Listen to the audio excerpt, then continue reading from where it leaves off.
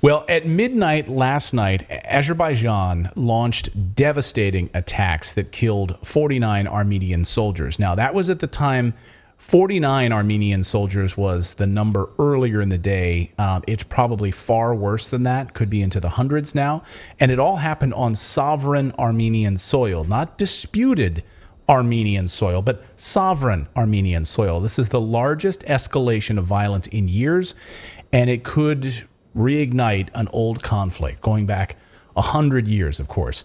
I spoke to excellent independent journalist, founder of Syriana Analysis, our friend Kevork Almassian. He just got back from Armenia, and he joined us to explain what's happening in this new potential war zone.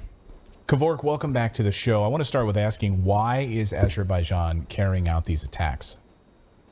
First of all, I think it is an understatement to say that 49 Armenian soldiers died during this operation, because the Azerbaijani armed forces launched a very large-scale military offensive yesterday using missiles, drone attacks against Armenian positions. I think the number exceeds the 200, but the Armenian side doesn't want to mention all these casualties at once in one day. In my opinion, there are several reasons why Azerbaijan is attacking Armenia. First of all, we have to know that there are currently negotiations happening between Azerbaijan and Armenia to normalize the relations after the Second Artsakh War in 2020. And every time Azerbaijan raises the bar of the demands or the preconditions during the negotiations, and Armenia wants to negotiate on these topics, right? Azerbaijan attacks Armenia or in even the independent region of Nagorno-Karabakh in order to practice pressure on Armenia and force it to compromise. And because Azerbaijan is a much stronger side, it is a very rich gas-rich country, and they have an open bridge of weaponry coming from Tel Aviv, like every day, during the conflict, because Israel is supplying Azerbaijan with high-tech weapons and technology, and even advisors and trainers.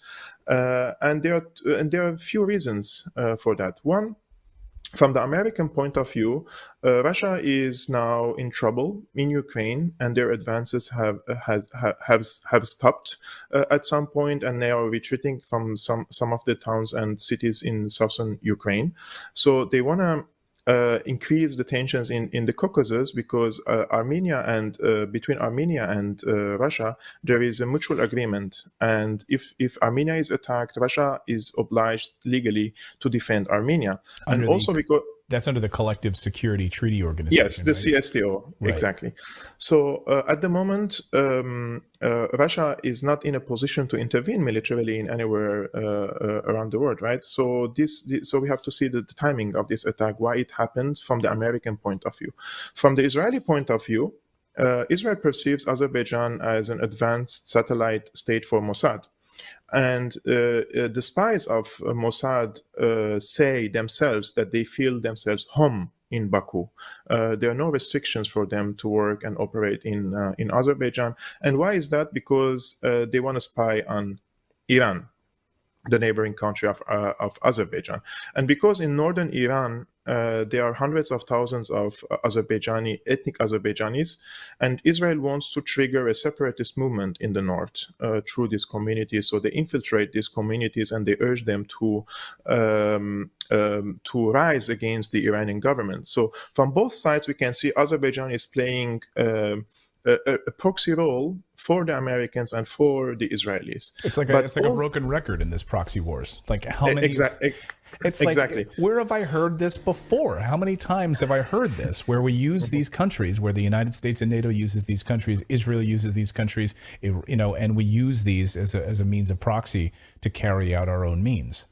Yes, but remember, Clayton, were it not for the current deals between the European Union and Azerbaijan would not have felt strong enough economically to launch this operation in a sovereign Armenian territory. Because when we say 2 years ago, when there was a conflict between the independent region of Nagorno-Karabakh, the ethnic Armenians there, and Azerbaijan, This wasn't internationally recognized Armenian territory, but this is a sovereign Armenian territory. And this attack comes just one day after the Minister of Energy of Azerbaijan, he bragged about the gas deals between the European Union and Azerbaijan, and says the influx of or the flow of gas from Azerbaijan will increase 30% to Europe at the end of this year.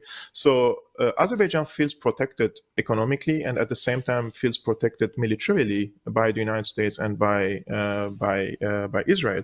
Therefore, Armenia, which is sandwiched between two hostile countries, Turkey and Azerbaijan, they don't have the means to protect themselves. They don't have a gas to improve their military. They don't have any high-tech manufacturers or companies that they can be relevant, let's say. They just have an important geopolitical location. And if we remember the history, just 100 years ago, when there was an ethnic cleansing by the Neo-Ottoman Empire against the Armenians, and around 1.5 million Armenians perished there, right? So what is left from Armenia now, the historic Armenia, is around 20-25% of historic Armenia. And what stops Turkey and Azerbaijan of having a continuous geographical connection between them is just Armenia. So, Right. in my opinion, unfortunately, the current leadership in Armenia is also should be blamed because they have prioritized everything but national security. And in my opinion, as someone who studied international relations, I think the 101 of any leader is to secure the borders of his nation and make sure that he can deter any foreign intervention in Armenia.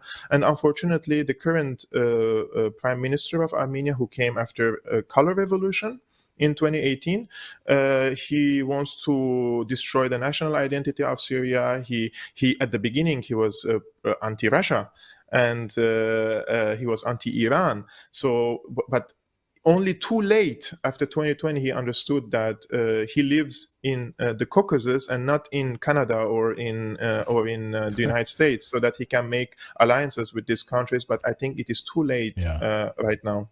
Turkish President Erdogan this afternoon saying that the only way peace can be achieved is if Azerbaijan has total territorial integrity. Is that true? Is that the only way that peace can be achieved? What does territorial integrity look like? I mean, I guess from the Turkish perspective, but what does it look like from the Armenian perspective?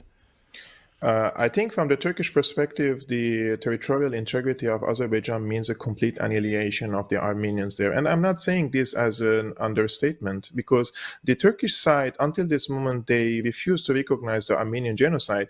And whoever refuses to acknowledge the historical, I would say, crime that their ancestors have committed against the Armenians, they will repeat similar crimes now and in the future. And this has happened a few times in the region, where there were Armenian towns or communities, and all the towns of the Armenians in eastern Anatolia now, all of them are Turkified. All the names are changed.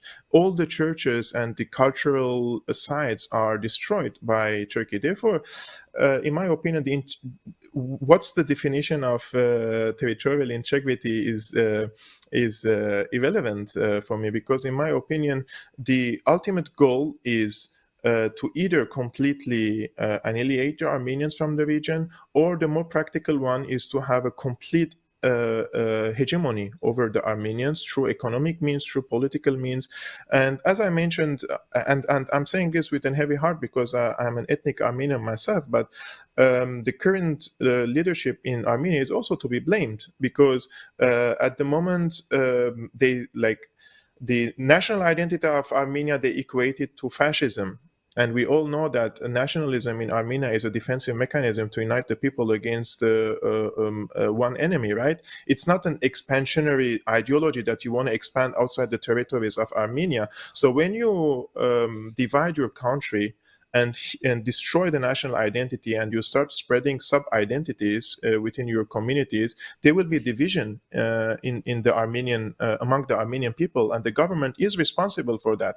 And because of their I would say anti-Russian stances, why would Russia defend Armenia? This is an important question. People say why Russia isn't defending Armenia, and if we see the history in the past 3 years since Pashinyan came to power, it's very sad. Like he can see in Trudeau his ally, his ally. He can see in Biden his partner, and not in Putin, because lots of people are so politically they're blinded by political correctness nowadays that they want to look like a cool leader and not the true leader of his own people. So this is the result of following the unfortunately I'm saying the American path. When you are geographically located in the Caucasus and you're in the backyard of Russia, and you know that you're in a sphere of influence of Russia. And nowadays, the prime minister, after he understood all his mistakes, yesterday he called Russia and he asked for help. And I think the CSTO will intervene diplomatically to stop this conflict between the both sides and sign on a truce. But if you ask me personally, I don't think this is going to be the last clash between the both sides. And I think Azerbaijan will continue its aggressive policies until the Armenians understand that they have to take deterrence measures. And I'm not someone who wants to have wars, but when you are prepared for war, you can also prevent the war. And Armenians, they are not preparing for war. They're prepared. They say we have to cook for our enemy. We have to make peace with the enemy, even without recognition of the Armenian genocide. So when you disrespect yourself and you disrespect your history, how do you expect your enemy to respect you? And I'm not talking about the entire Armenian nation, of course, the government in Armenia, right? How can you sign on a normalization treaty with Turkey and Azerbaijan without asking them to recognize at least the Armenian genocide that their ancestors have committed against? 1.5 million Armenians died. 3/4 of our nation is gone. So you have to prepare for the war.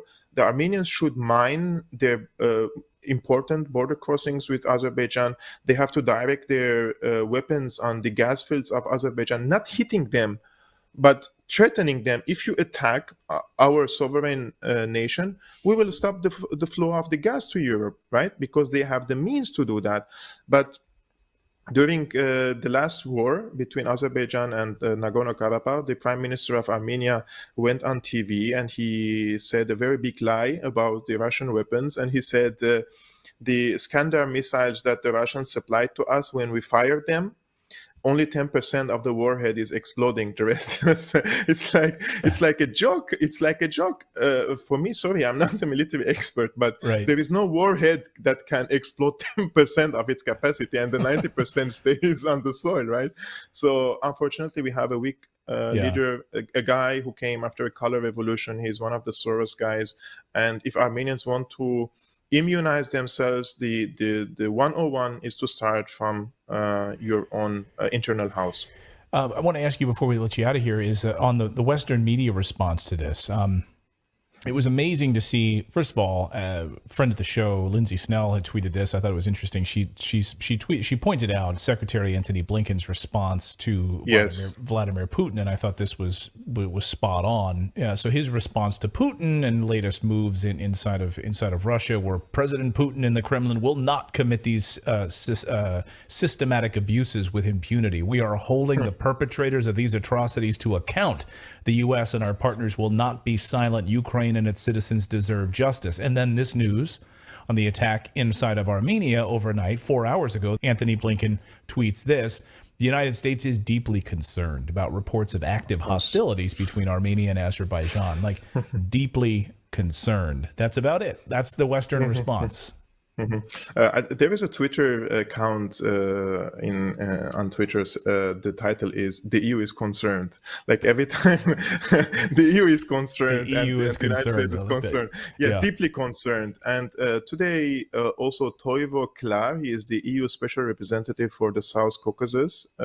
He tweeted saying the fighting along the Armenian-Azerbaijan border, and the reported intense shelling need to stop immediately. The EU is in close contact with the sides contribute to the de-escalation. He doesn't even mention who is shelling who. Right, he and calls it which fighting. part is It was an unprovoked fighting. attack, right? So It's like as if there are no two sides, no mention of who attacked who and which towns are being attacked. Because if you see the map of the conflict now and the geolocations, there is no place that the Armenians bombed inside Azerbaijan. All the bombings happened inside the sovereign Armenian territories, including near Lake Sevan and all the borders into southern Armenia. And if you see as you mentioned, the Western mainstream media coverage, some of them are even confusing Armenia with Nagorno-Karabakh. So it's not only a matter of journalists who are not interested in covering the issue, but they're also ignorant about the Armenian case, and they think this is about Nagorno-Karabakh. No, this is about the national Armenian sovereign territories and not about Nagorno-Karabakh. They don't even know the difference between them. And unfortunately, the officials in the West, now also in Germany, very few politicians and member of parliaments condemned, and these member of parliaments who condemned this Azerbaijani aggression because it's politically incorrect to support them, so we don't shed light. Because if you support such cases, for example, Sarah Wagenknecht, she is from the left party. They call her a conspiracy theorist. So they want to deplatform her. They want to silence her from the media. And if other politicians say anything regarding NATO or the Azerbaijani and Turkish aggressions, they call them anti-Islam. They call them right-wing fascists, etc. So there are always ways to silence these people and make them irrelevant to the public. Nowadays, in my opinion, one of the best German politicians she's Sarah Wagenknecht, and when you just click her name now on Google, you will see countless number of articles calling her conspiracy theorist and calling her Putin's puppet, and she's on the payroll of Putin. So yes, there is democracy and freedom of expression, but you will pay a high price if you say anything that we don't agree with, and they will send you into an invisible prison. It's a media prison because they commit a character assassination. They completely ruin your reputation so that you cannot become a politician again or be re-elected again. And after that, who will hire these people? How can these people work again in their careers, right? So it's an invisible prison. They send you into this prison and your career is over. Yes, you can speak, but there will be consequences. I know I said that was going to be my last question, but I just have to ask you, what do you think Vladimir Putin does if these tensions continue to escalate? I think Russia has enough leverage to stop this conflict. They have peacekeeping forces in the region. They're not gonna walk like a free walk into the trap that Azerbaijan is planning for Russia.